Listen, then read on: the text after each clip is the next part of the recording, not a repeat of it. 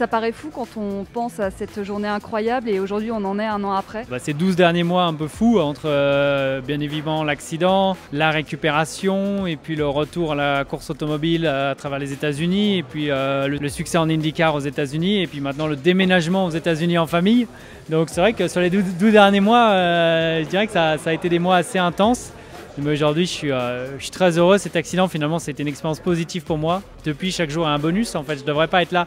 Si on refait cet accident 100 fois, 99 fois, le pilote ne doit pas sortir vivant. Donc honnêtement, moi, je me suis retrouvé à 5 secondes de la mort. Quand on se retrouve comme ça, tellement proche de la mort, on se dit que en fait, la vie, il faut profiter.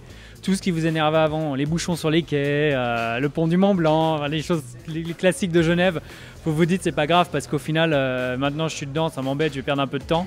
Mais il y a tellement de scénarios, je pourrais ne plus être dedans. Et vous vous rendez compte que la vie, elle vaut la peine d'être vécue et que même les petits désagréments finalement ne sont pas grand-chose. Donc vous allez partir là aux États-Unis, vous vous êtes lancé dans l'IndyCar. Alors, vous pouvez nous dire ce que c'est l'IndyCar pour ceux qui ne comprennent pas trop? Bon écoutez, si on fait simple, c'est une Formule 1 plus simple qui court sur le continent américain seulement. Donc on a 17 courses, 16 aux États-Unis, une au Canada. On a différents types de circuits, des circuits normaux, des circuits en ville et des ovales, notamment les 500 miles d'Indianapolis. Et donc voilà, 17 courses dans la saison, une voiture qui ressemble un peu à une Formule 1 pour les gens qui ne connaissent pas en détail.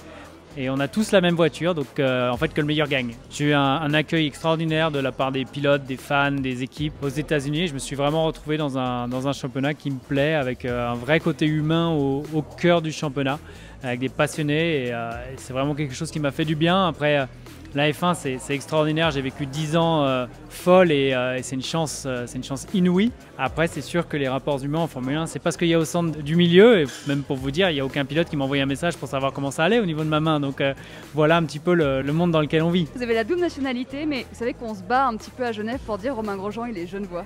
Et genevois, mais pourtant c'est pas une nationalité genevois. Mais je suis franco-genevois apparemment, qui est créé par Genève. Écoutez, je suis européen. Moi, je suis né à Genève, je suis très heureux. Après, j'ai toujours eu du soutien de la France en termes de sport automobile. C'est pour ça que j'ai couru sous les licences françaises, alors qu'au début, si on regarde sur mes combinaisons, il y a un petit drapeau suisse. Mais après, le soutien est venu de la France.